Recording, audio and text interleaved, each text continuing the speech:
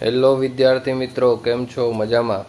ચાલો, ધોરણ 10 SS Bharat chapter 11 Bharat જળ સંસાધન. તો ભારત જળ સંસાધન વિશે આજે આપણે જાણીએ.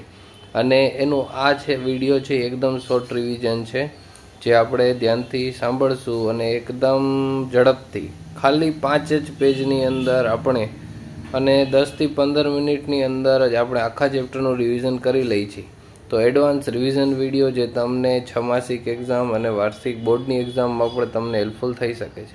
ચાલો જાણીએ શોર્ટ રિવિઝન કે જળ સ્ત્રોતો. તો આપણે જોઈ લઈએ કે જળ છે એ આપણા જીવનમાં ખૂબ જ જરૂરી છે.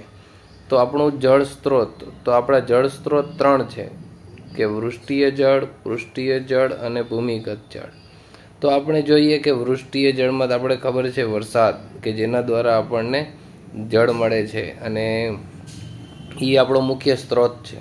પછી આ પૃષ્ઠીય જળ, પૃષ્ઠ એટલે જમીનનું પડ, આપણે એની ઉપર કયા કયા જળના સ્ત્રોત જોઈએ તો આપણે ખબર છે કે જમીનની ઉપર આપણે તળાવ હોય, નદી હોય, સરોવર, દરિયો, સાગર, ઝરણા વગેરે આપણે જોવા મળે છે અને એ આપણું છે પૃષ્ઠીય જળ.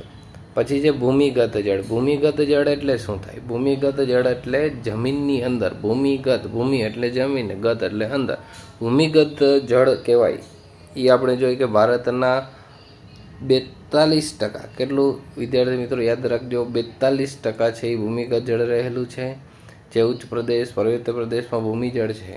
ઉચ્ચ પ્રદેશ હોય એટલે ભૂમિ અંદર ઊંડો હોય આ જળ, એટલે ઉચ્ચ પ્રદેશ અને પર્વતીય જળમાં ભૂમિગત જળ આપણને કેવું જોવા મળે છે?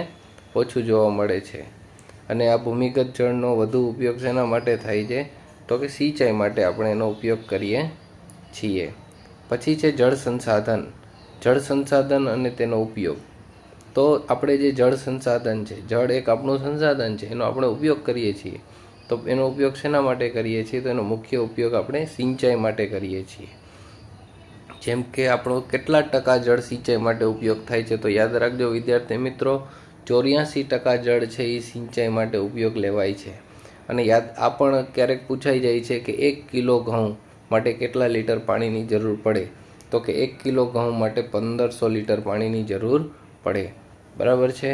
આગળ જોઈએ કે જળ સંસાધનમાં આપણે કાવેરી નદી ઉપર 2જી સદીમાં, અટાણે 21મી સદી ચાલે છે, તો આજથી 2000 વર્ષ પહેલાંની વાત છે, 2000 વર્ષ પહેલાં આપણે 2જી સદીની અંદર કાવેરી નદી ઉપર, કઈ નદી ઉપર? કાવેરી નદી ઉપર ગ્રાન્ટ એનીકટ નહેરનું નિર્માણ કરવામાં આવ્યું હતું. આ ખાસ યાદ રાખજો વિદ્યાર્થી મિત્રો, પૂછાઈ શકે છે. અને યમુના નદી ઉપર 1882માં નિર્માણ થયું હતું. કાવેરી નદી ઉપર 2જી સદીમાં નિર્માણ થયેલી નહેરનું નામ શું હતું? ગ્રાન્ટ એનીકટ. અને યમુના નહેરનું નિર્માણ આપણે 1882માં થયું હતું. પછી આપણે આગળ જોઈએ કે સિંચાઈના માધ્યમો. તો સિંચાઈના માધ્યમો કેટલા છે? તો કૂવા અને ટ્યુબવેલ, નહેર અને તળાવ. આ છે એ સિંચાઈના માધ્યમો છે. પછી એનો મસ્ત બીજો ટોપિક જોઈએ, બહુહેતુક યોજના. તો બહુહેતુક યોજના એટલે નદી ખીણ સાથે સંકળાયેલ સમસ્યાનો હલ કરવો.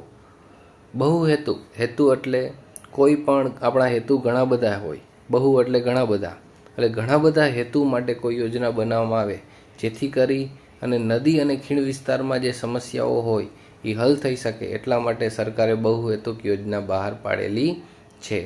તો બહુહેતુક યોજના શેના માટે હોય? તો કે પૂર નિયંત્રણ, કે આપણે જોઈ કે નદીવાળા વિસ્તારમાં પૂર આવી જાય, તો પૂર નિયંત્રણ લાવવા માટે આ યોજના ઉપયોગ આવે.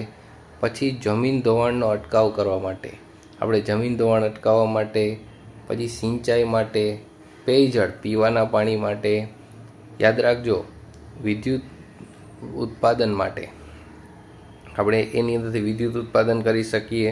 પછી આંતરિક જળ પરિવહન માટે, આપણે નદી છે એ વિસ્તારનો જળમાં એક જગ્યાએથી બીજી જગ્યાએ લઈ જઈ શકીએ. પછી મનોરંજન માટે, વન્ય જીવ સંરક્ષણ માટે અને મત્સ્યપાલન.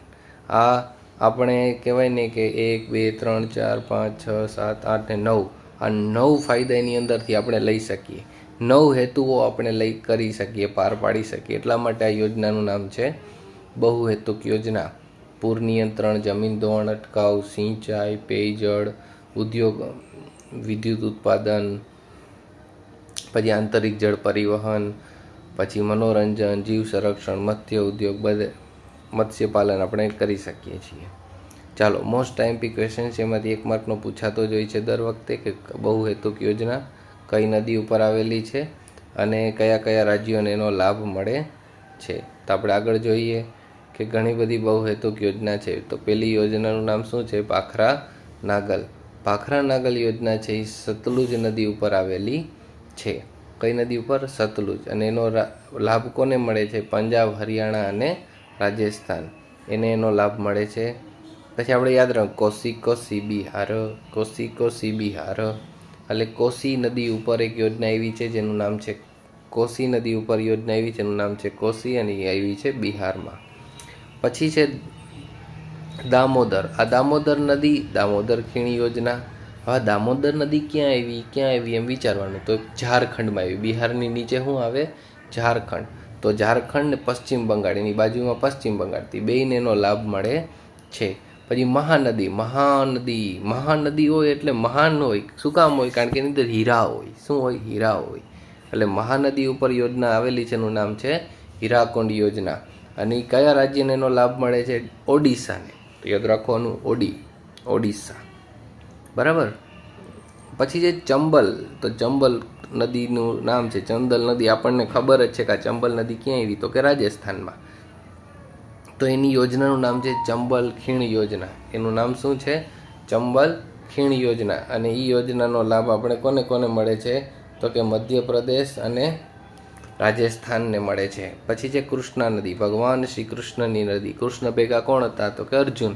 તેનું નામ ડાયરેક્ટ રહી જાય નાગાર્જુન સાગર. કેવું? નાગાર્જુન સાગર. બરાબર. એને ઈ નાગાર્જુન કૃષ્ણા નદી ક્યાં આવી? કૃષ્ણા નદી ક્યાં આવી? વિચારો, કૃષ્ણા નદી ક્યાં આવી? તો આપણને ખબર છે આંધ્રપ્રદેશ, તેલંગાણામાં. તો આ યોજનાનો લાભ કેને મળે છે? આંધ્રપ્રદેશ, તેલંગાણાને મળે છે.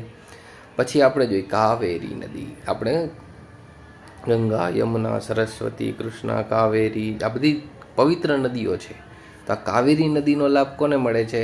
તો કાવેરી નદીનો લાભ મળે છે કૃષ્ણરાજ સાગર. કોને લાભ મળે છે? કૃષ્ણરાજ સાગર. એ યોજનાનું નામ છે. અને એનો લાભ કોને મળે છે? તો કર્ણાટક અને તમિલનાડુને એનો લાભ મળે છે. પછી છે તુંગભદ્રા. તો યાદ રાખીને યોજનાનું નામ એ જ છે, તુંગભદ્રા. અને ક્યાં આવી? ટકા ઉપર. ટકો મીન્સ કર્ણાટકા એમ. કર્ણાટકા, આંધ્રપ્રદેશ. પછી નર્મદા. આપણી નર્મદા. નમામી ગંગે, નર્મદા.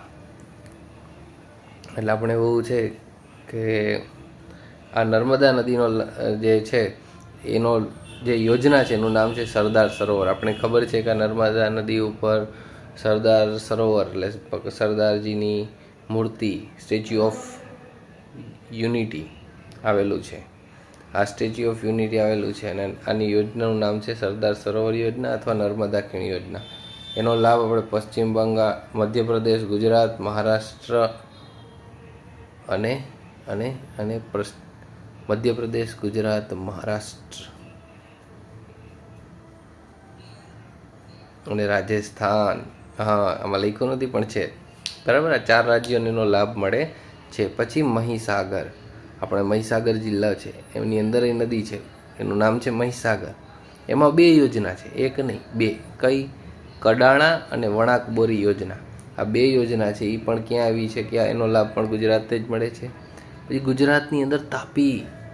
અમદાવાદની અંદર કે સુરતની અંદર? તાપી નદી સુરતની અંદર. એટલે જ એને સૂર્યપુત્રી કહેવામાં આવે. સૂર્યપુત્રી તાપી. એમાંય 2 યોજના. કઈ? તો કે ઉકાઈ અને કાકરા. ઉકાઈ અને કાકરાપાડ. બરાબર, યાદ રાખજો.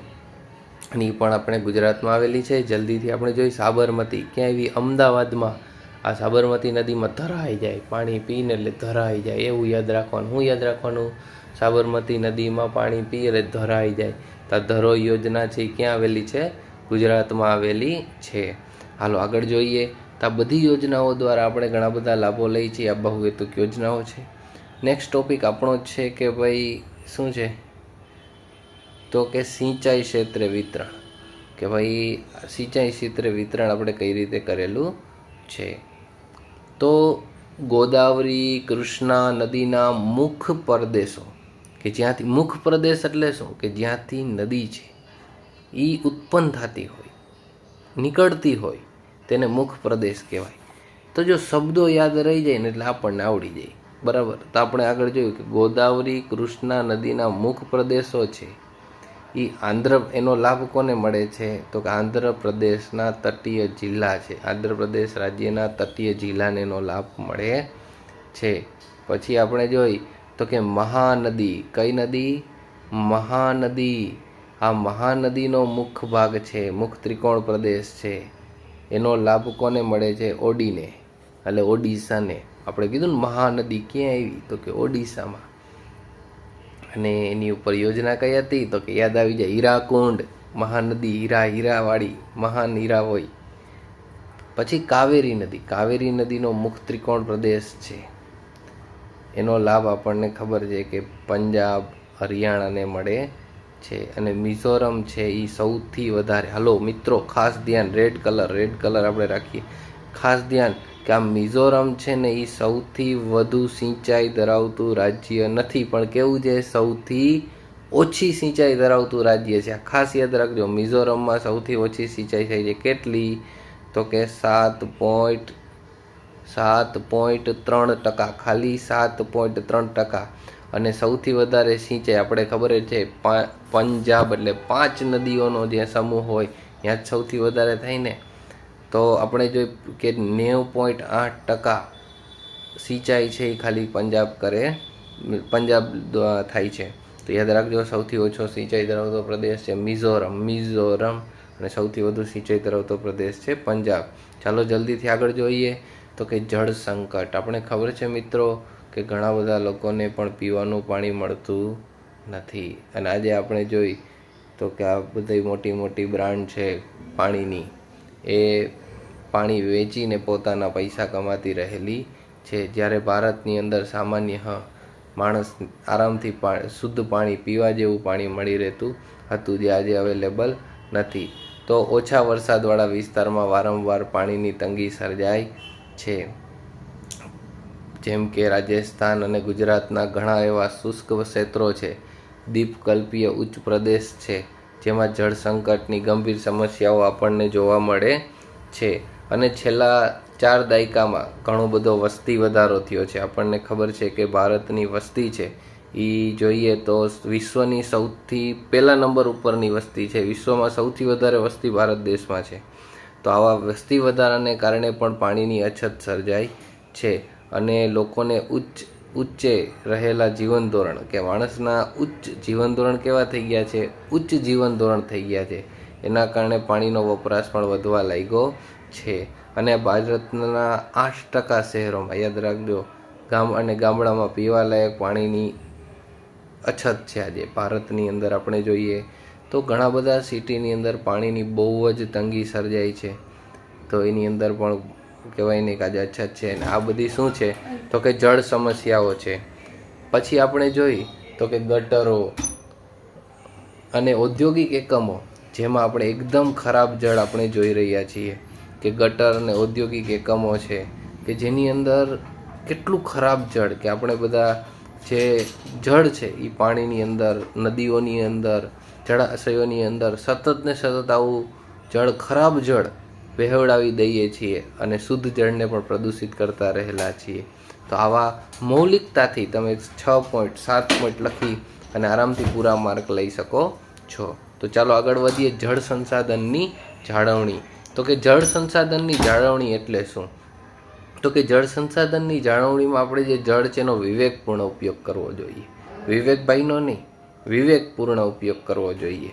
એટલે આપણે એકદમ વિનયથી, જરૂર પૂરતું, વિવેકપૂર્ણ ઉપયોગ એટલે શું? કે જ્યાં જરૂર છે ત્યાં જળ વાપરવું જોઈએ.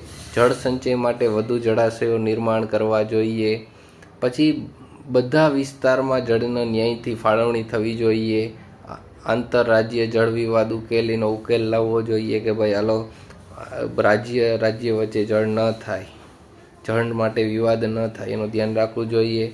પછી જળ પ્લવિત ક્ષેત્રોનો વિકાસ છે એ કરવો જોઈએ, જેથી કરી વૃષ્ટિએ જળને આપણે વધારે સંચય કરી શકીએ, વધારે સંગ્રહ કરી શકીએ અને એ જળ છે એને આપણે સરસ રીતે પાછું ઉપયોગમાં લઈ અને ઘણી બધી રીતે આપણે વિકાસ કરી શકીએ.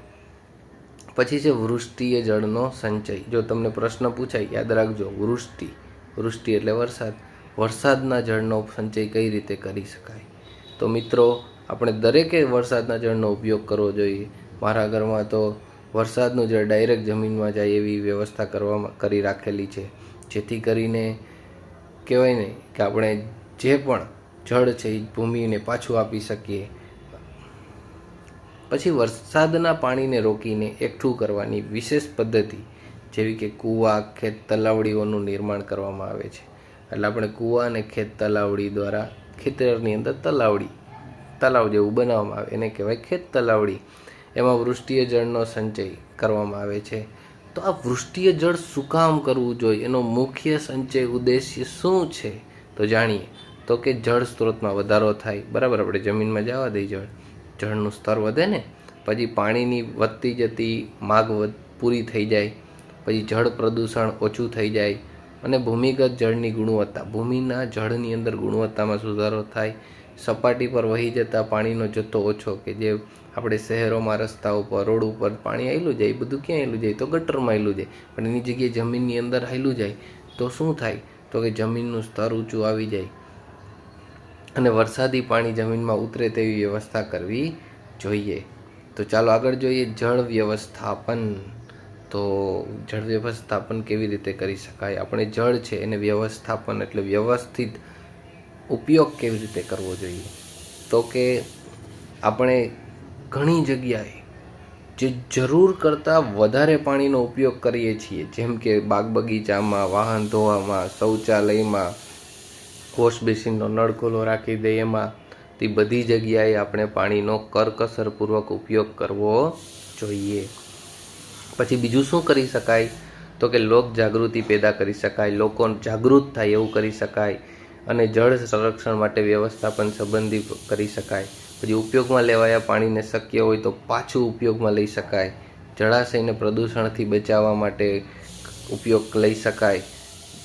અને જળાશયોને પ્રદૂષણથી બચાવે એટલે એમાં ગંદુ પાણી ન નાખવું જોઈએ અને શુદ્ધ રહેવા દેવા જોઈએ. અને ગંદુ પાણી શુદ્ધ કરી, ક્લીન કરી, ચોખ્ખું થઈ જાય પછી એમાં નાખવું જોઈએ. પછી કૂવા, ખેત તલાવડી વગેરેનો ઉપયોગ કરવો જોઈએ, વધારવો જોઈએ, જેથી કરીને આપણે ગંદુ જળ ન લઈ આવે. પછી જળ સંચય સ્થળોને દુર્દશા અટકાવવી જોઈએ, જળ પ્રદૂષણ આપણે અટકાવવું જોઈએ, અને પાણીની પાઇપલાઇનોને તાત્કાલિક સમારકામ કરાવવું જોઈએ. આપણે પાણી વહી જાય તો બલેન જાય એમ ન કરવું જોઈએ કે આપણે તો આવે છે. એટલે જળ એ જ જીવન છે. આજે માણસ છે એને પાણી પીધા વગર રહી શકે એમ નથી, પાણીની જરૂર પડે જ. એટલા જ માટે જો પાણી ન મળે તો શું થાય, ખાલી કલ્પના કરી જુઓ. એટલા માટે આપણે આજે સંકલ્પ લઈએ કે હું મારાથી બને એટલું, બીજા કોઈનું નહીં, પણ હું જે પાણી છે એનો કરકસરપૂર્વક ઉપયોગ કરીશ. બને ત્યાં સુધી જરૂર પૂરતું જળ વાપરીશ અને જળનો દુર્વ્યય કરીશ નહીં. તો થેન્ક યુ સો મચ. તમે આ વિડીયો જોજો, તમારા મિત્રોને શેર કરજો, કે માત્ર 18 થી 20 મિનિટની અંદર આપણે આખા ચેપ્ટરનું રિવિઝન થઈ ગયું અને એકદમ મજા, સરળ શબ્દો દ્વારા પૂરેપૂરા માર્ક લઈ આવશું. All the best. Thank you so much.